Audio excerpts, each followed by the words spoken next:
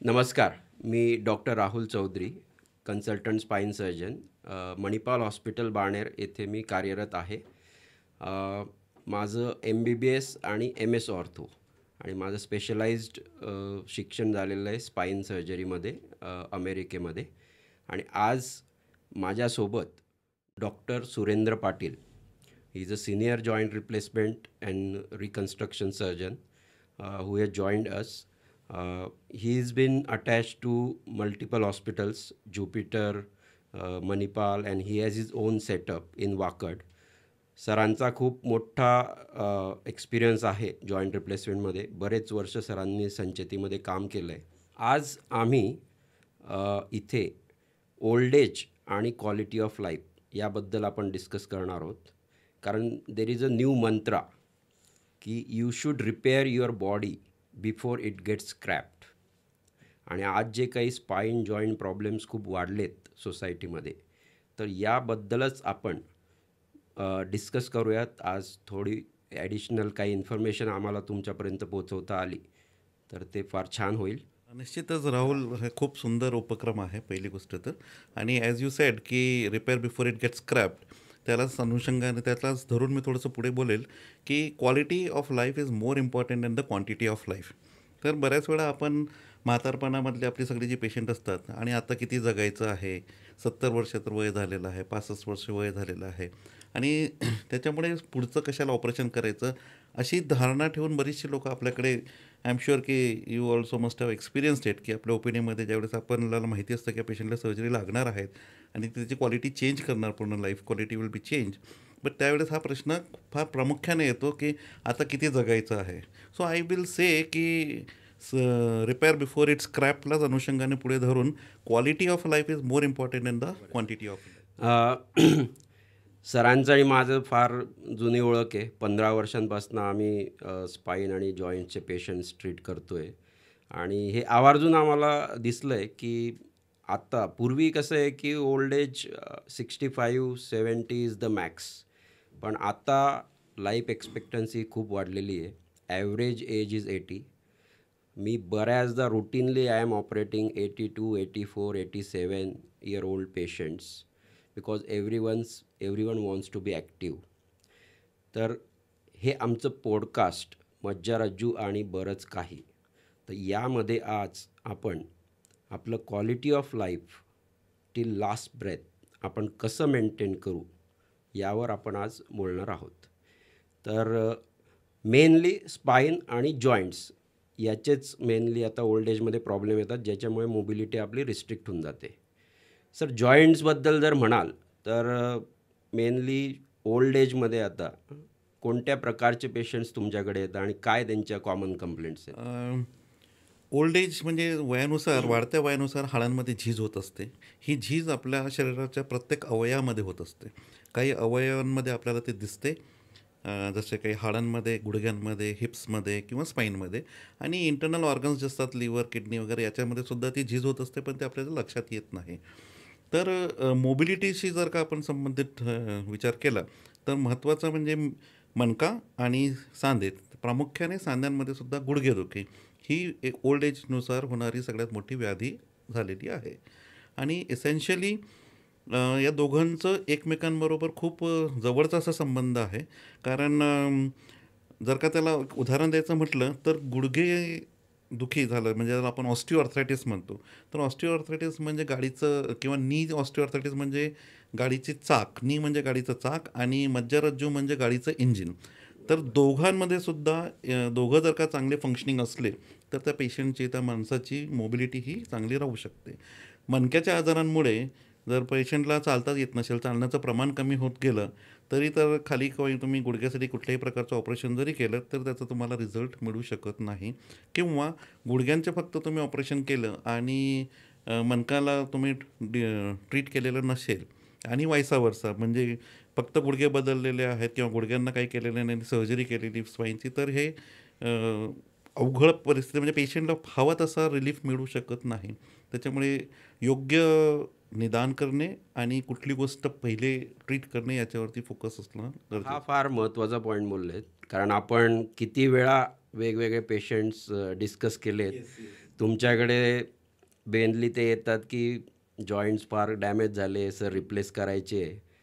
पण मग जेव्हा आपण पेशंटशी बोलतो तेव्हा तुम्हाला ते कळायला लागतं थोडं की स्पाईनचा प्रॉब्लेम आहे, एखाद्याच नर्व दबलेली आहे, आणि मग यू कॉल मी.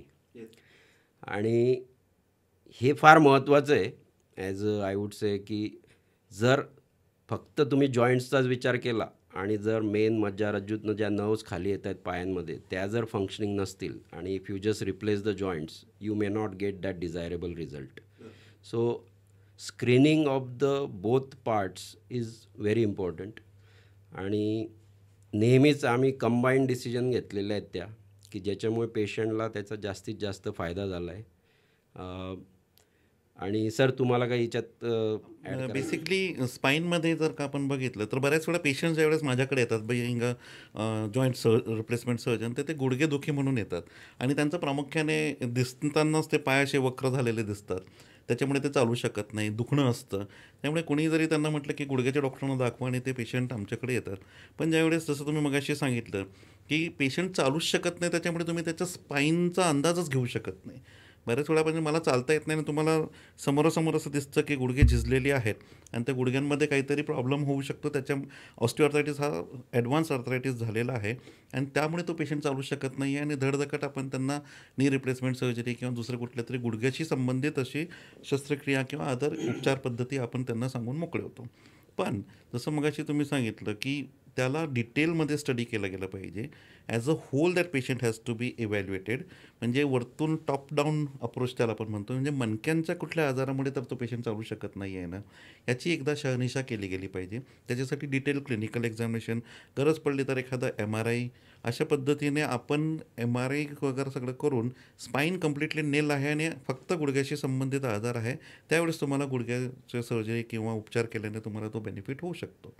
परंतु जर का हे वरचा भाग आपण एक्झामिन केला नाही आणि त्याला ट्रीट केलं नाही किंवा पेशंटला तशी कल्पना दिली गेली नाही, तर पेशंटला गुडघ्याची सर्जरी जरी झाली तरी त्याला तसं रिस्पॉन्स मिळत नाही, त्याची चालण्याची ॲबिलिटी जात नाही, इम्प्रूव्ह होत नाही. त्यामुळे बऱ्याच वेळेस पेशंटला असं वाटतं की माझी जी सर्जरी होती ती सर्जरी फेल झाली. आणि ज्यावेळेस आपण म्हणजे असं जनमानसामध्ये असा समज बऱ्याच वेळेस असतो की आमचे ते अमुक तमुक त्यांचं कोणाचं तरी हे गुडघ्याचे ऑपरेशन झाले आणि ते चालू शकत नाही आहे. पण त्याच्या मागचं कारण बऱ्याच वेळा असतं की ते स्पाईनमध्ये मेजर एक प्रॉब्लेम असतो, जो पहिल्या वेळेस डील केला गेलेला नाही आहे किंवा पेशंटला त्याच्याबद्दल कल्पना दिली गेलेली नाही. बरोबर आहे. आणि म्हणजे आपण जरी सर्जरी डिस्कस करत असलो आज, तरी पण I think will stick to our point की ओल्ड एजमध्ये कसं तुम्ही मॅक्सिमम ॲक्टिव्ह राहू शकतात. कोणते सायन्स आहेत की ज्या गोष्टी तुम्हाला लक्षात आल्या पाहिजेत की बाबा नाही याच्यानंतर आपण डॉक्टरांचा सल्ला घेतला पाहिजे. प्रत्येक वेळी काही डायरेक्ट डॉक्टरला भेटलं म्हणजे त्यांनी सर्जरीच सांगणार आहे असं नाही आहे. आजही स्पाईनमध्ये 90% पेशंट्स हे व्यवस्थित फिजिओथेरपी, एक्झरसाइज, रेस्ट हे घेऊन पूर्णपणे बरे होतात आणि त्यांना ऑपरेशन लागत नाही. सेम आय थिंक जॉईंटमध्ये पण असेल सर, म्हणजे बऱ्याचशा ट्रीटमेंट्स अवेलेबल आहेत. आज जसं म्हणतात ना, prevention is better than cure. पण ते प्रिव्हेन्शन करण्याकरता तुम्ही वेळेत येणं गरजेचं असतं. आपल्याकडे प्रामुख्यामध्ये भारतामध्ये असं दिसून येतं की जोपर्यंत आजार फार चरमसीमेवरती पोचत नाही तोपर्यंत आपण डॉक्टरकडे जाण्याचा विचारसुद्धा करत नाही. तर तो सगळ्यात मोठा प्रॉब्लेम होऊन जातो आणि त्याच्यामध्ये जो गोल्डन आवर म्हणतात किंवा जी काही not hours but the golden period ज्याला म्हणतो आपण, तो गोल्डन पिरियड मिस होऊन जातो. आणि जर का आपण वेळेस जर का तज्ज्ञांचा सल्ला घेतला तर फिजिओथेरपी, एक्सरसाइजेस, काही नवीन प्रकारच्या वंगणाचे इंजेक्शन्स, PRP, असे भरपूर प्रोसिजर्स किंवा प्रोसेसेस डेव्हलप झालेल्या आहेत की जेणेकरून तुम्ही सर्जरीला टाळू शकतात आणि एक चांगल्या प्रकारचा क्वालिटी ऑफ लाईफ इम्प्रूव्ह करू शकता. बरोबर आहे. सो जेव्हा पण आपण ओल्ड पेशंट आमच्याकडे येतात, तेव्हा आमचं रेग्युलर फर्स्ट ॲसेसमेंट असतं इन जनरल. एक म्हणजे मसल स्ट्रेंथ कशी आहे, हाडं किती कमजोर झालेली आहेत. दुसरं मेडिकल प्रॉब्लेम्स काय काय आहे, डायबिटीज किंवा मग युरिक ॲसिड म्हणा, व्हिटॅमिन लेवल्स म्हणा. तर ह्या सर्व गोष्टी पण चेक करणं आवश्यक असतं. वेळीच जर आपण थोडंसं आपली मसल स्ट्रेंथ वाढवली, हाडांची शक्ती जर वाढवली, तर पुढचे सिरियस प्रॉब्लेम पण आपण टाळू शकतो. आणि बोन्स हे आपले मणक्यामध्ये पण वरून खाली आपले 33 मणके आहेत, आपले गुडघे आहेत. सो बोन्सचं जी कॅल्शियम कंटेंट आहे ते जर आपण मेंटेन करू शकलो तर डेफिनेटली जे नॉन स्पेसिफिक पेन्स म्हणतो आम्ही ते बऱ्याचदा आपण ते कमी करू शकतो. तुमच्याकडे पण सर भरपूर म्हणजे पेशंट्स आले असतील जे ऑस्टिओपोरोसिस आपण डायग्नोज करतो. तर तुमचं काय लाईन ऑफ ट्रीटमेंट असते जनरली या पेशंट्ससाठी? अलीकडे काही वर्षांपूर्वीपर्यंत असं होतं की ऑस्टिओपोरोसिस हे तुम्हाला फार सीनियर एजमध्ये म्हणजे 60 to 70च्या एजमध्ये दिसून येत होतं. पण अलीकडे बिकॉज ऑफ मल्टिपल मेडिकेशन्स किंवा लाईफस्टाईल आणि जे मैदानी खेळ आता बंद झालेली आहेत, आपलं जे बालपण आहे ते आपण घरामध्ये कमी आणि मैदानामध्ये जास्त घालवलेलं आहे. पण जर का त्याच्या वर्समध्ये आपण कम्पेअर केलं आपल्याच मुलांचं आयुष्य जर का बघितलं तर त्यांना खेळण्यासाठी हव्या तेवढ्या जागा नाही आहेत. मैदानी खेळ कमी झालेले आहेत. त्याच्यामुळे जे बोन डेन्सिटी जी लहानपणामध्ये, तरुणपणामध्ये जी चांगली खणखणीत डेव्हलप होते, ती होऊ शकत नाही आणि देन तुमची जी काही एखादी ठराविक प्रमाणामध्ये जी बोन डेन्सिटी वयाच्या 25व्या वर्षापर्यंत जी डेव्हलप झालेली असते, त्याच्यावरतीच तुमचं पूर्ण आयुष्यपर्यंत ती चालत असते. तर इसेन्शियली प्रत्येक येणाऱ्या पेशंट्समध्ये ऑस्टिओपोरोसिस हा भाग प्रामुख्याने दिसून येतो आहे आणि बऱ्याच वेळा बरीच लोकं काही प्रकारची मेडिकेशन्स त्याच्यामध्ये घेत असतात. क्रोनिक मेडिकेशन्सचं प्रमाण जास्त झालेलं आहे डायबिटीजमुळे, थायरॉईडमुळे. ते अशा आजारांमुळे सुद्धा हाडांच्या याच्यावरती परिणाम होऊन ऑस्टिओपोरोसिस हा प्रकार थोडा त्याचं प्रमाण वाढायला बरोबर आहे. लागलेलं आहे. सो ऑस्टिओपोरोसिसला बऱ्यापैकी आपण सध्या खूप नवीन गोष्टी आलेल्या आहेत ज्याच्याने आपण डेफिनेटली ते हॉल्ट करू शकतो म्हणजे ते थांबवू शकतो आणि काही गोष्टींनी ॲक्च्युली रिव्हर्स पण करू शकतो. सो ज्या न्यूअर मेडिसिन्स आले आहेत आता बरेचसे लोक म्हणजे येतात ते म्हणतात नाही आम्ही आता मागचे किती 5 वर्ष आले कॅल्शियम खातो आहे आम्हाला काही प्रॉब्लेम नाही आहे. पण जर आपण ते कॅल्शियम खातो आहे तर आपल्याला हे जाणून घेणं आवश्यक आहे की आपण जे कॅल्शियम खातो त्याच्यातनं फक्त 10 ते 20% कॅल्शियम हे बॉडीमध्ये ॲब्सॉर्ब होत असतं. बाकी सर्व कॅल्शियम हे परत बाहेर जातं. सो अशा वेळी एस्पेशली ओल्ड एजमध्ये कॅल्शियम रिक्वायरमेंट ही खूप जास्त असते एस्पेशली लेडीजमध्ये कारण आफ्टर मेनोपॉज म्हणजे पिरियड्स संपले की हॉर्मोनल इम्बॅलन्समुळे त्यांच्या हाडातलं कॅल्शियम काढून टाकण्याची जी प्रक्रिया असते ती खूप जास्त वाढलेली असते आणि त्याच्यामुळे त्यांना रॅपिडली ऑस्टिओपोरोसिस हा डेव्हलप होत असतो. तर अशा पेशंट्समध्ये फक्त कॅल्शियम खाऊन ते बरे होतील असं नाही आहे. तर there are newer injections which are available. तर आय थिंक सर तुम्ही पण तुमच्या पेशंट्सला देत असाल त्याचे इंजेक्शन्स. राईट. तर जसं यू आर राईटली सेड की स्त्रियांमध्ये हा प्रकार थोडा जास्त प्रमाणामध्ये मिळतो. कारण ऑस्टिओपोरोसिस हे मुख्यतः सिनाईल ऑस्टिओपोरोसिस ज्याला म्हणतात की वयानुसार होणारी ऑस्टिओपोरोसिस आणि त्यासोबत फिमेल्समध्ये अजून एक प्रकारचे ऑस्टिओपोरोसिसचा फॅक्टर ॲक्ट करतो that is called as a post menopausal osteoporosis. म्हणजे मासिक पाळी बंद झाल्यानंतरचे जे हार्मोनल बदल होतात त्यामुळे होणारा ऑस्टिओपोरोसिस. तर स्त्रियांमध्ये 2 घटक काम करत असतात, पुरुषांमध्ये 1 घटक काम करत असतो. म्हणून स्त्रियांनी जास्त याची काळजी घेणं गरजेचं आहे. आणि कॅल्शियम जरी आपण घेत असलो तरी त्याला ॲब्सॉर्ब करण्याकरता विटॅमिन डीचं प्रमाणसुद्धा शरीरामध्ये उपयुक्त प्रमाणामध्ये असायला पाहिजे, जेणेकरून जे काही आपण कॅल्शियम घेतो आहे ते आपल्या शरीरामध्ये ॲब्सॉर्ब होऊ शकतं. पण बऱ्याच वेळा अशी परिस्थिती असते की ज्यावेळेस तुमचं ऑस्टिओपोरोसिस हे एका पर्टिक्युलर लेवलच्या वरती गेलेलं असतं, ज्याला आपण -2.5 म्हणतो टी स्कोरला. त्याच्यासाठी एक विशेष प्रकारचा स्कॅन असतो ज्याला आपण डेक्सा स्कॅन असं म्हणतो. तर डेक्सा स्कॅनवरती जर का तुमचे सिव्हिअर ऑस्टिओपोरोसिस असं दिसत असलं तर त्या सिनारिओमध्ये तुम्ही म्हटल्याप्रमाणे काही इंजेक्शन्स असतात ज्याला इंजेक्शन टेरापॅराटाईट असतात किंवा बिसफॉस्फोनेट्सचे काही इंजेक्शन असतात. अशी इंजेक्शन देऊन आपण त्याला नवीन पद्धतीने पुन्हा बोन डेन्सिटी इम्प्रूव्ह करू शकतो किंवा त्याचं रिसॉप्शनसुद्धा आपण कमी करू शकतो. बरोबर आहे आणि आत्ताच ॲक्च्युली मागच्या आठवड्यात मी एका ओल्ड एज होममध्ये असंच लेक्चर दिलं होतं थोडंसं न्यूट्रिशन आणि quality of life osteoporosis. World osteoporosis day होता. तर त्या दिवशी बरेचसे जे ओल्ड पीपल होते दे वेर इन्सिस्टिंग की ठीक आहे काय आयुष्यभरच गोळ्याच खायच्या आहेत का. तर डेफिनेटली आपल्या फूडमधनं पण आपल्याला बरेचसे सप्लिमेंट्स हे मिळतात. Sun exposure especially is very important. Sun एक्सपोजरमध्ये जर आपण एस्पेशली 10 ते 3 या जर वेळेमध्ये आपण सूर्यात एक 10 ते 15 मिनटं जर बसलो तर त्याच्यामुळे आपल्या शरीरात किंवा आपल्या स्किनमध्ये विटॅमिन डी डेव्हलप होत असतो आणि that is actually sufficient to improve our bone quality. जर आपण न्यूट्रिशनल आस्पेक्ट म्हणाल तर बऱ्याचदा आता ओल्ड एजमध्ये आपल्या इंडियामध्ये स्पेशली नॉनव्हेज खाण्याचं प्रमाण फार कमी आहे आणि unfortunately vitamin D B12 maximum sources are mainly non vegetarian. तर अशा पेशंट्समध्ये तुम्ही काही दुसरे त्यांना सजेस्ट करता का काही वेगळे सोर्सेस बुवा की तुम्ही हे खा ते खा किंवा कारण दे आर इन्सिस्टिंग की आमचं फूड आम्ही कसं चेंज करू तिच्यातनं आम्हाला काही मिळतं का सांगा तसं. सर्टनली हा खूप इम्पॉर्टंट प्रश्न आहे. इसेन्शियली नॉन व्हेजिटेरियन फूडमध्येच मिळतं असं आपला एक प्रामुख्याने ते फॅक्ट पण आहे आणि तसा मी म्हणेल की थोडासा तो संभ्रम पण आहे असं म्हणू शकतो. कारण पूर्वीचा आपण बेसिक प्रॉब्लेम याच्यामुळे झाल्यासारखं असं मला वाटतं की आपण आपली फूड हॅबिट्स चेंज करून टाकलेले आहेत. म्हणजे जे व्हेजिटेरियन्स असले किंवा नॉन व्हेजिटेरियन्स असले तरी फूड हॅबिट्स बऱ्यापैकी बऱ्याच प्रमाणामध्ये चेंज झालेले आहेत. आता आपण जास्त करून रेडी टू ईटकडे जात असतो किंवा जे पूर्वी आपण फर्मेंटेड जे गोष्टी खायचो किंवा रात्रभर भिजवून मोड आलेले कडधान्य असायचे तर ह्या सगळ्या ज्या गोष्टी असतात याच्यावरनं तुम्हाला एक नॅचरल प्रमाणामध्ये काही प्रमाणामध्ये तरी का होईना विटॅमिन B12 आणि या सगळ्या गोष्टी आपल्याला मिळत असायच्या. आणि दुसरं आपल्या डाईटमध्ये प्रोटीनचं प्रमाण कमी आहे इंडियन डाईटमध्ये आणि कार्बोहायड्रेट्सचं प्रमाण जास्त आहे. जे वेस्टर्नमध्ये जर का आपण बघितलं तर ते एक्झॅक्टली उलट्या प्रमाणामध्ये आपल्याला दिसायला मिळतं. तर कुठल्याही पद्धतीने आपल्याला जर का जेवणामध्ये प्रोटीनचं प्रमाण जरी व्हेजिटेरियन असलं तरी आणि नॉन व्हेजिटेरियन असलं तरी प्रोटीनचं प्रमाण आपल्याला 1 ग्राम पर किलोग्राम ऑफ बॉडी वेटचं एक ढोबळ मानाने या फॉर्म्युलाप्रमाणे आपलं प्रोटीनचं कन्झम्पशन असायला पाहिजे.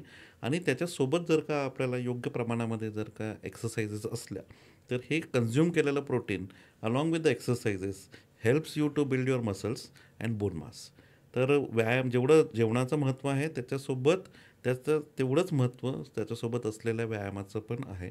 कारण जर का एक 50शी ओलांडल्यानंतर तुम्ही काही करा किंवा नका करू दर वर्षाला तुमचं 2-3% तुमचं प्रोटीन डिजनरेशन किंवा मसल डिजनरेशन तुमचं होत असतं. तर त्यामुळे जेवढं तुम्ही एक्सरसाइज कराल तेवढं तुम्ही मसल डिजनरेशन्स या गोष्टींना थांबवू शकतात.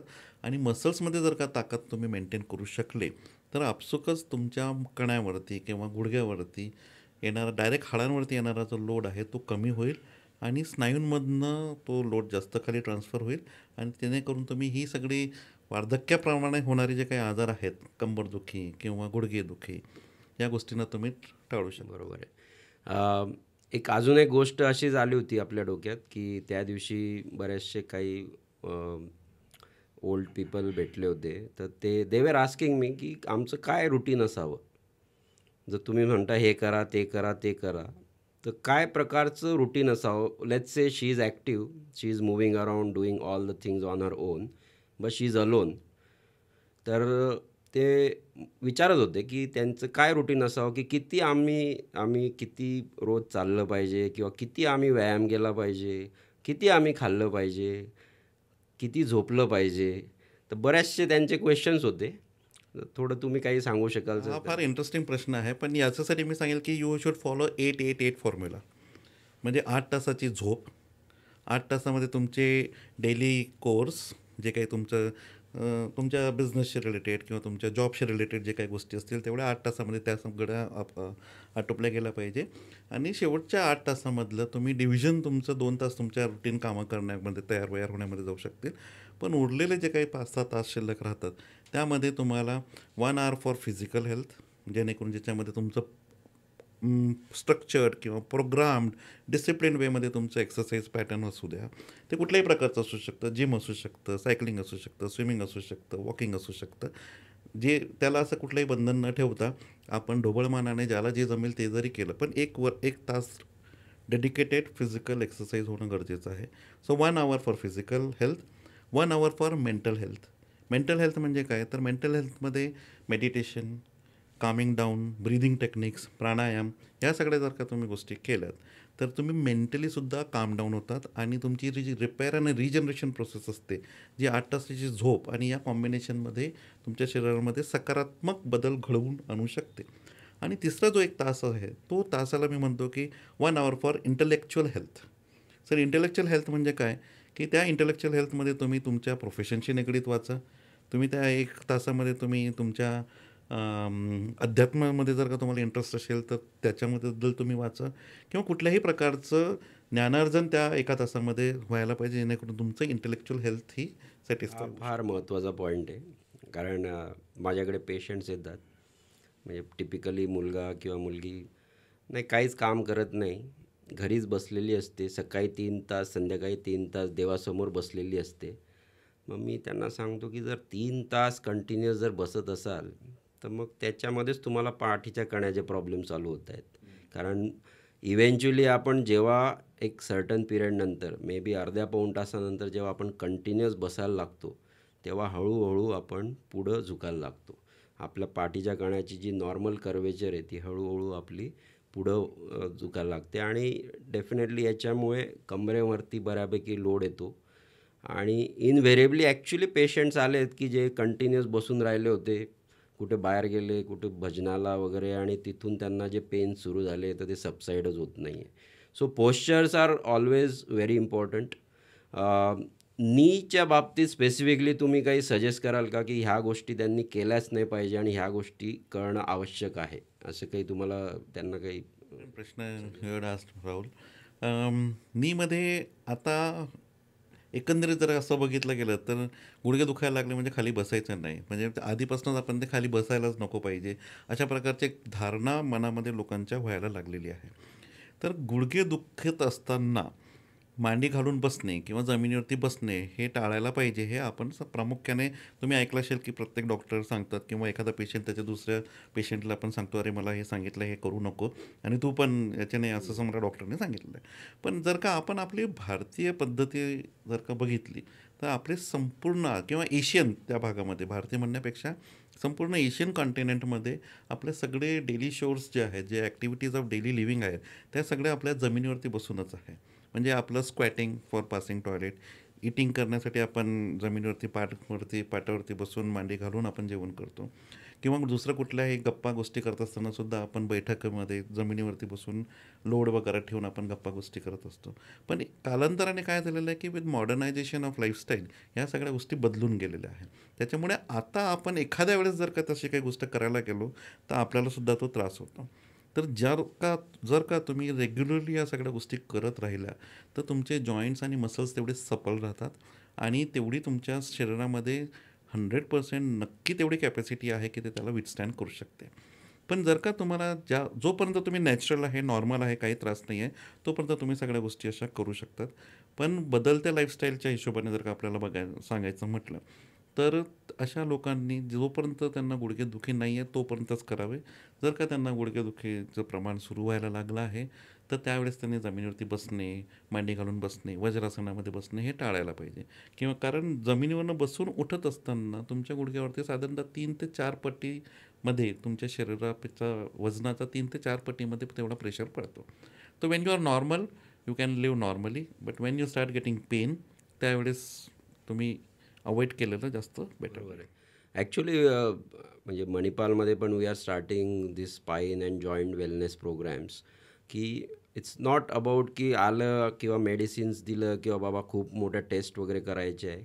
पण ह्या फार छोट्या छोट्या गोष्टी असतात की if you change those habits in your daily routine तर त्याच्याने बरेचसे मोठे प्रॉब्लेम आपण टाळू शकतो. स्पाईनचे पेशंट्स जेव्हा माझ्याकडे येतात त्यांना फार काही प्रॉब्लेम नसतो, त्यांना थोडंफार दुखणं असतं आणि they are just come for the checkup की ठीक आहे बाबा, म्हणजे that is a good thing. तर ह्या बाबतीमध्ये आम्ही काही एक्सरेज वगैरे कधी करतो जर पेन असेल तर. अदरवाईज देर आर स्टँडर्ड काही आम्ही गोष्टी आहेत की जे पेशंटला सांगत असतो की जर तुम्हाला एकतर तुम्हाला पेन आहे किंवा नाही आहे. जर तुम्हाला पेन आहे तर मग मेनली फार खूप जास्त वेळा पुढे वाकणं किंवा पुढे वाकून जड उचलणं, टू व्हीलर किंवा रिक्षाचे प्रवास, सारखं जिना चढ उतर आणि तासनतास बसून राहणे, ह्या गोष्टींनी डेफिनेटली आपल्या मणक्यावरती लोड येत असतो आणि त्याच्यामुळे बऱ्याचदा आपल्याला मणक्याच्या व्याधी सुरू होतात. मणका इन जनरल पाठीचा कणा हे खूप कॉम्प्लेक्स स्ट्रक्चर आहे. तिथे हाडं पण येतात, जॉईंट्स पण येतात, लिगामेंट्स पण आहेत. नंतर सर्वात मेन म्हणजे मज्जारज्जू जो आपल्या पाठीच्या कणाच्या मधून जात असतो. आणि ही सर्व गोष्टी जेव्हा डिजनरेट होतात किंवा झीज होते तेव्हा कुठेतरी तुमची एखादी नस दाबली जाते आणि मग तुम्हाला ते सिव्हिअर पेन्स व्हायला लागतात. आपल्या घरच्यांना वाटतं, "अरे काय नाटक करतोय हा, कुठं बाहेर काहीच दिसत नाही आणि एवढा काय विव्हळतोय बाबा, एवढं काय पेन आहे याला." पण neurological pains are quite bad. त्या नसा जर तुमच्या दाबल्या गेल्या, तर तुम्हाला काही हलता पण येत नाही आणि कुठंच काहीच करता येत नाही. इतके सिव्हिअर पेन्स असतात, की किती स्ट्राँग पेनकिलर घेऊन पण ते बऱ्याचदा सबसाईड होत नाही. सो ह्या सिच्युएशन्समध्ये मग डेफिनेटली ॲडव्हान्स स्टेजेसमध्ये मग आम्हाला कधी-कधी त्याला स्लीप डिस्क किंवा व्हॉटएव्हर डायग्नोसिस करून मग त्याला पर्टिक्युलर ट्रीटमेंट, कधी-कधी मला इंजेक्शन्स द्यावे लागतात किंवा मग अल्टिमेटली ऑपरेशन्स पण येतात. पण ह्या नेहमी शेवटच्या गोष्टी आहेत. It is never a first thing. So आज आपण डेफिनेटली ह्याच मेनली विषयावर बोलतो आहे, की आपण काही गोष्टी कशा टाळू शकतो आणि जर गोष्टी झाल्या, तर ते रिपेअर जर आपण वेळेतच केलं, तर डेफिनेटली आपण आपलं क्वालिटी ऑफ लाईफ जे आहे ते मेंटेन ठेवू शकतो. तर मेनली केव्हा तुम्हाला सर म्हणजे when you tell the patient की नाही बाबा आता याला जॉइंट रिप्लेसमेंट केल्याशिवाय पर्याय नाही. हा फार महत्त्वाचा प्रश्न आहे की जॉईंट रिप्लेसमेंटचं कधी ऑप्शन दिलं गेलं पाहिजे. तर इसेन्शियली असा ढोबळमानाने कुठलाही त्याला काही नाही आहे. पण असा काही फिक्स क्रायटेरिया नाही आहे त्याला. पण एक जर का आपण ढोबळमानाने बघितलं त्याला तर त्याच्यामध्ये आय फॉलो 3 क्रायटेरियाज. एक म्हणजे तुमचं ॲक्टिव्हिटीज ऑफ डेली लिव्हिंग, म्हणजे तुमच्या म्हणजे तुमचं रेग्युलर ॲक्टिव्हिटीज ज्या काही आहे त्या जर का तुम्ही करू शकत असाल without any kind of a pain और without taking any kind of a medications, जर का ते तुम्ही करू शकत असाल तर तुम्हाला सर्जरी करण्याची आवश्यकता नाही आहे. पण जर का तुम्हाला स्वतःच्या ॲक्टिव्हिटीज ऑफ डेली लिव्हिंग म्हणजे बाजारात जाणं, मार्केटमध्ये कोपऱ्यावरच्या दुकानामध्ये जाऊन काही दूध आणणे वगैरे ह्यासुद्धा गोष्टी करण्यासाठी नको वाटत असेल, तर मग याचा अर्थ आहे की तुमची रिक्वायरमेंट ऑफ सर्जरी आलेली आहे. दुसरं असतं वॉकिंग डिस्टन्स, म्हणजे तुम्ही किती प्रमाणामध्ये चालू शकतात. बऱ्याच वेळा मी असं बघतो की पेशंट्सच्या एक्सरेला फक्त एक्सरे बघितलं तर एक्सरेमध्ये खूप ॲडव्हान्स आर्थरायटिस असतं. पण पेशंटशी बोलल्यानंतर पेशंट सांगतो मी तर 3 किलोमीटर चालतो, मी 4 किलोमीटर चालतो. तर again that becomes a contradiction. मग त्या सिनारिओमध्ये जर का तुमचं वॉकिंग डिस्टन्स सिग्निफिकंटली चांगलं असेल तर गरज नाही आहे. पण समजा तुम्ही 500 मीटर, 1 किलोमीटर इथपर्यंत आलात आणि पेनकिलर्सची गरज पडते आहे, तर मग सर्टनली तुम्हाला ऑपरेशनचा विचार केला गेला पाहिजे. आणि तिसरा पॉईंट म्हणजे तुमची ॲबिलिटी टू क्लाइंब स्टेअर्स. जर का तुम्ही जिना उतरू शकतात कुठल्याही प्रकारचा त्रास न करता, आणि जर का त्याच्यामध्ये त्रास होत असेल, पेनकिलर्स लागत असतील, तर ढोबळमानाने तुम्हाला आठवड्याभरामध्ये 4-5 जर का पेनकिलर्स घ्यावे लागत असतील, ॲक्टिव्हिटीज ऑफ डेली लिव्हिंग तुमच्या कॉम्प्रोमाइज्ड आहे आणि चालण्याचं प्रमाणसुद्धा बऱ्यापैकी कमी झालेलं आहे, तर त्यावेळेस फार त्याच्यामध्ये न थांबता ती सर्जरी करून घेतलेलं खूप बेटर असतं. इथे मी म्हणजे गुडघेदुखी आणि स्पाईनचा एक सांगड घालू इच्छितो की ज्यावेळेस बऱ्याच पेशंटला फक्त गुडघेदुखी असते, त्यांना स्पाईनमध्ये सुरुवातीला काही प्रॉब्लेम नसतो, ते चालू पण शकत असतात. पण तुम्ही बघितलं असेल की पेशंट चालताना अशा प्रकारे वॅडलिंग गेट म्हणून तो चालतो, ज्याला म्हणजे एका साईडला राईटला कणा, मग पुन्हा लेफ्टला कणा, असं डोलत तो पेशंट चालत असतो. ज्यावेळेस हा पेशंट अशाच पद्धतीने चालत असतो, त्यावेळेस इव्हेंच्युअली तुमच्या लक्षात येईल की त्याचा स्पाईन जो असतो त्या मणक्यावरती सुद्धा त्याचे परिणाम व्हायला लागतात.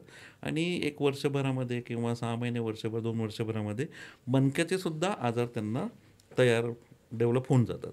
तर जी सर्जरी तुम्ही गुडघेदुखीची सर्जरी अवॉइड करण्याचा प्रयत्न करत असतो, बऱ्याच वेळा असं लक्षात येतं की पेशंटने ते डिले केलेल्यामुळे गुडघेचं सर्जरी लागते, पण त्याच्यासोबत आता त्यांना मणक्यामध्ये सुद्धा ऑपरेशन करण्याची वेळ आलेली असते.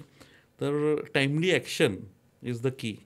स्पाईनचं म्हणजे नेहमीच आमचं ते always we have this discussion की पेशंट एक कंप्लेंट घेऊन येतो, पण जेव्हा आपण पूर्ण सगळे इन्व्हेस्टिगेशन्स करतो तेव्हा आपल्याला कळतं की नाही, पेशंटला जॉईंट्सचा तर प्रॉब्लेम आहेच, पण स्पाईनचा पण प्रॉब्लेम आहे. आणि I always get patients referred होतात माझ्याकडे जॉईंट रिप्लेसमेंट सर्जन्सकडनं की सर स्पाईनचं स्क्रीनिंग करून घ्या, स्पाईनमध्ये काही प्रॉब्लेम नाही. तर जसं जसं आपलं वय वाढतं, जसे गुडघे झिजत आहेत तसे आपले मणके पण झिजतात. आता मणक्यांमध्ये बेसिकली 2 मणक्यांमध्ये चकती असते, डिस्क, आणि ऑल्सो देर आर 2 जॉईंट्स. तर वरचा आणि खालचा मणका ह्या 3 ठिकाणी कनेक्टेड असतो एकमेकांशी. जसं जसं झीज होते तसं तुमची चकती सरकत जाते, तुमचे जे जॉईंट्स असतात त्यांना सूज येते आणि सर्वात महत्त्वाचं ह्या गोष्टीमुळे जी आपली मज्जारज्जूची जागा आहे ती कॉम्प्रोमाइज व्हायला लागते. याला आपण स्पायनल स्टिनोसिस वगैरे पण म्हणतो. So typically most of these patients who have joint problems, they do have a spinal stenosis. Some have mild or some have very severe variety. Spine problem जर वेळीच आपण ट्रीट केला नाही तर डेफिनेटली जर ज्या आपल्या नसांचा जो फ्लो आहे तो जर पायांमध्ये आला नाही तर खाली तुम्ही पायांमध्ये पूर्ण पाय जरी रिप्लेस केले तरी पण त्याचा उपयोग होणार नाही. सो अशा वेळी स्पाईनचा जर प्रॉब्लेम असेल तर त्याला ट्रीट करणं हे अत्यंत महत्त्वाचं आहे. कारण जोपर्यंत आपण ती नव मोकळी करणार नाही तोपर्यंत तो फ्लो आपल्या पायांमध्ये येणार नाही, आपल्या मांसपेशी बळकट होणार नाहीत. कारण कोणतीही जॉईंट रिप्लेसमेंट केली की त्याच्यानंतर तुमचं चालणं सम अमाऊंट ऑफ एक्झरसाइज म्हणा, काही फिजिओथेरपी ही करावीच लागते. कारण मसल जर तुमचे बळकट असले तरच तुम्ही त्या जॉईंटचा वापर करू शकाल आणि त्याच्यानंतरच तुम्हाला ते ऑप्टिमल रिझल्ट मिळेल. So spine is always needs to be checked. If patient is having any neurological problem, tingling, numbness, heaviness किंवा वॉकिंग डिस्टन्स जे ते एकदम थोडंसं ते चालले की त्यांना पुढं झुकावं लागतं किंवा थोडं बसावं लागतं आणि नंतर परत त्यांच्या मुंग्या चालल्या जातात आणि परत ते चालायला लागतात. सो हा स्पेसिफिकली स्पाईन रिलेटेड प्रॉब्लेम असतो ज्याला आपल्याला पहिले सॉल्व करावंच लागतं आणि मग त्याच्यानंतर definitely we can always go for the joint replacement. तर सर महत्त्वाचा पॉईंट आहे. जसं मगाशी आपण बोललो की स्क्रीनिंग हे करणं गरजेचं असतं आणि बऱ्याच वेळा गुडघेदुखींमुळे सेकंडरीली आपलं स्पाईन अफेक्ट होतं आणि स्पाईनची सर्जरी करणं पण त्यावेळेस इम्पॉर्टंट ठरतं. पण आता परवाच्या आपण जे केस मगाशी डिस्कस केली त्या केसमध्ये दोघीकडे ज्यावेळेस प्रॉब्लेम असतात की मणकासुद्धा झिजलेला आहे आणि स्टेनोटिक आहे की ज्याच्यामुळे मणक्याच्या आजारामुळे तो पेशंट चालू शकणार नाही आणि सोबत त्याला गुडघेदुखी जे बऱ्याच 5-10 वर्षापासून आहे आणि पाय असे पूर्ण एकदम वक्र झालेले आहेत की पूर्ण पायाला बेंडिंग खूप 20-30 डिग्रीचं बेंडिंग झालेलं आहे.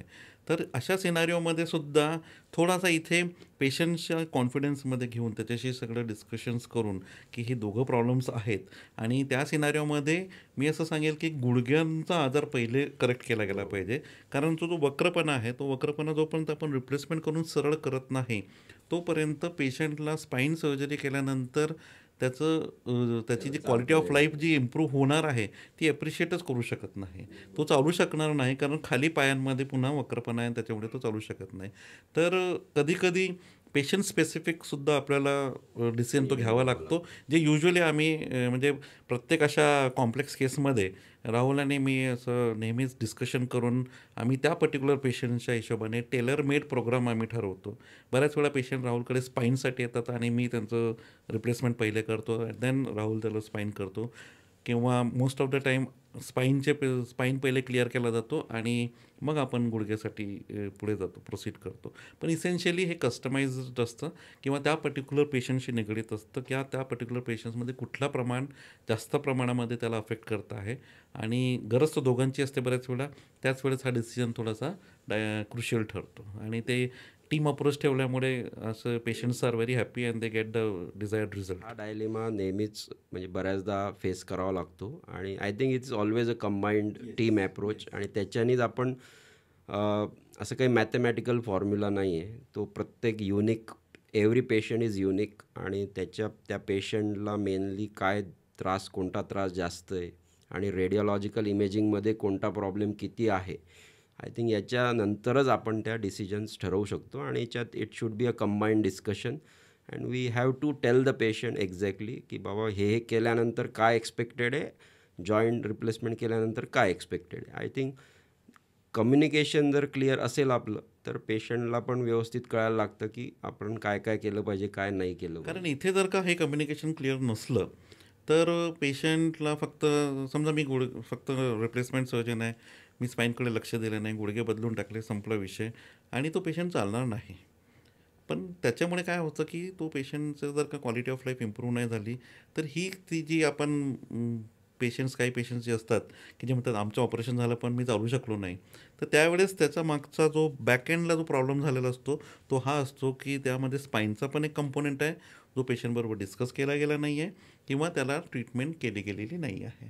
तर तुम्हाला थोरो इव्हॅल्युएशन म्हणजे संगणमताने एकमेकांबरोबर चर्चा करून कुठला भाग पहिले वापरला गेला ऑपरेट केला गेला पाहिजे. डॉक्टरांबरोबर असं एक कॉन्फिडन्स पेशंटला असणं गरजेचं आहे. डॉक्टरने तेवढीच ट्रान्सपरन्सी पेशंटला ट्रान्सपरंटली ते सांगणं गरजेचं आहे. आणि त्या हिशोबाने एक त्याला आपण म्हणतो की वेल इन्फॉर्म्ड एक डिसिजन तो घेतला गेला तर त्या पेशंटला 100% जरी ते कॉम्बाईन प्रॉब्लेम असला स्पाईन आणि गुडघ्या दोघांचा तरी पेशंटला इव्हेंच्युअली 100% त्याच्यातनं रिलीफ 100% मिळू शकतो. बरोबर आहे. आणि एस्पेशली ॲज अ सर्जन जर कोणता पेशंट माझ्याकडे आला आणि जर तो असा मला म्हटला की बाबा ही सर्जरी फेल झाली, फार दुःख होतं. कारण आपण आपले पूर्ण 100% एफर्ट दिलेले असतात, पण समहाऊ दुसऱ्या कोणत्या प्रॉब्लेममुळे पेशंट चालू शकत नाही किंवा त्याला जो रिझल्ट पाहिजे असतो तो मिळालेला नसतो. आणि मग काय ते एका शब्दात सगळं की हे सगळं फेल झालं. I think that should not so happen. That is very disheartening statement certainly. पण ते म्हणजे ऑफकोर्स म्हणजे any surgeon any good surgeon feel most bad when he don't find a good result in his patient. आणि ते होऊ नये म्हणून proper screening करणं, वरतून टॉप डाऊन अप्रोच ठेवणं, tackling the right thing at a right time, पहिली कुठली गोष्ट ऑपरेट केली गेली पाहिजे याच्यावरती फार फोकस असणं गरजेचं आहे. I think we are coming to the end of this session. Definitely काही पॉईंट्स आहे जे आपण परत एकदा रिवाईज करून घेऊयात. पेशंट्स आपण ओल्ड एज म्हटलं, आता कोणी आलं पेशंट माझ्याकडे ते म्हटले 65 म्हणजे झाला आता. I think 65 is not a old age. You are still too young to tell yourself that you are old. 80 is the average now. So मी त्यांना तेव्हाच सांगतो की अजून नाही म्हटलं तुमची इच्छा असो नको असो, गोळ्या खाऊन नाही तर न गोळ्या खाता तुम्हाला अजून पुढचे 15 वर्ष तर जगायचंच आहे. आता ते तुम्हाला एका ठिकाणी झोपून राहून जगायचं आहे की ॲक्टिवली जगायचं आहे हा तुमचा डिसिजन आहे. So that is the timely intervention. आणि तोच एक न्यू मंत्र आहे आता की I think before 70 you should repair your body. Most of the problems right now, especially related to the mobility, are spine and joint issues. कारण ते degenerate झाले की तुमची मोबिलिटी एकदम कमी होऊन जाते आणि essentially you become a home bound और बेड बाउंड. एखादं पेशंट व्हीलचेअरवर किंवा स्ट्रेचरवर आलं तर त्याला उभं करण्यामध्ये खूप कालावधी जातो. Any patient who comes walking to me, I can assure them okay पुढच्या 1-1.5 महिन्यामध्ये बऱ्यापैकी तुमचं चालणं फिरणं वाढून जाईल. 30-40 मिनटं तुम्ही इझिली चालू शकाल, तुमचे सर्व कामं तुम्ही करू शकाल, you will not be dependent आणि तुमचं सर्व काही लाईफ तुम्ही इंडिपेंडंटली तुमच्या हिशोबाने जगू शकाल, सोशली तुम्ही ॲक्टिव्ह राहू शकाल. So this is very important. आणि टाईमली इंटरव्हेन्शन जर आपण केलं तर आपण याच्यातनं definitely we can maintain that quality of life, good quality of life. आणि आपण जे आपल्याला पाहिजे ते सर्व आपण काही करू शकतो. कोणावर आपण डिपेंडंट नाही राहू वेल शकत. Summarised it. Age is just a number. I will say that. That's is not 65 is not old and I had seen old people at 50s also. तर मेंटलीसुद्धा तुमचं माइंडसेट खूप इम्पॉर्टंट आहे. 80मध्ये सुद्धा खूप इन्स्पायर करणारे पेशंट्स येतात जे यांचे ॲक्टिव्ह लाईफस्टाईल आणि सगळ्या गोष्टी असते. So age is just a number. Act timely action is very important. Repair before it is too late and don't be afraid of. म्हणजे विथ मॉडर्न टेक्निक्स आणि हेल्थकेअरमध्ये जेवढे इनोव्हेशन्स झालेले आहेत आता त्याच्यामुळे आपल्याकडे एक असा संभ्रम असतो की आता खूप वय झालेलं आहे, झेपेल का नाही. पण त्याच्यासाठी पूर्ण सगळं प्री ऑपरेटिव्ह इन्व्हेस्टिगेशन सगळे केले जातात आणि मॉडर्न टेक्निक्स आणि टेक्नॉलॉजीच्या सहाय्याने आपण एक चांगला डिझायर्ड रिझल्ट पेशंटला देऊ शकतो. आणि जाता तर फक्त एकच सांगेल की आपण म्हणतो असं की आता 75 झाले, आता काय राहिलं किंवा आता 80 राहिले, आता काय करायचं. पण इसेन्शियली ह्या गोष्टी एज जसं मगाशी सांगितलं की age is just a number. पण तुम्हाला 2 वर्ष जगायचं आहे का पुढचे 10 वर्ष जगायचं आहे दॅट इज नॉट इम्पॉर्टंट. तुम्ही 2 वर्षच जगा पण ते ताठ मानाने जगा, कणखरपणे जगा. That is what is most important. बरोबर आहे. आय थिंक हे सर्वात महत्त्वाचं आहे. आणि जसं तुम्ही ॲडव्हान्सेस म्हटले तर ऑब्व्हियसली रोबोटिक जॉईंट रिप्लेसमेंट्स आलेलं आहे की ज्याच्याने आपण एक्झॅक्टली जसा तुमचा पूर्वी जसा गुडघा होता तसाच त्याच अँगलमध्ये आपण ते नवीन जॉईंट्स बसवू शकतात.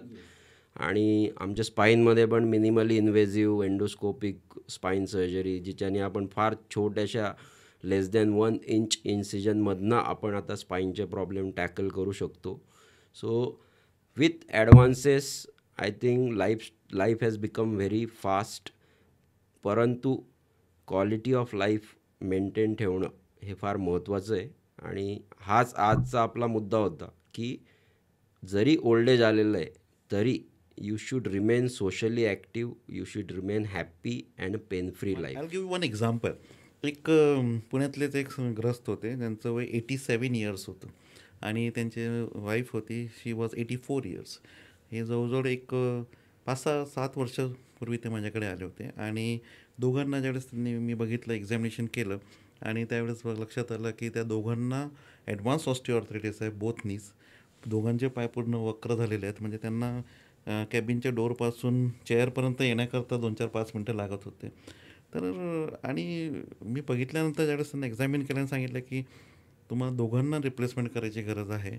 आणि मी जरा घाबरतच त्यांच्याशी बोललो की looking at the age and everything, आणि हे तयार होतील का नाही होतील. इथून मग मी ज्यावेळेस त्यांना म्हटलं की तुम्हाला दोघांना रिप्लेसमेंट करायची गरज आहे, आणि ते एका मिनटामध्ये हो म्हटले.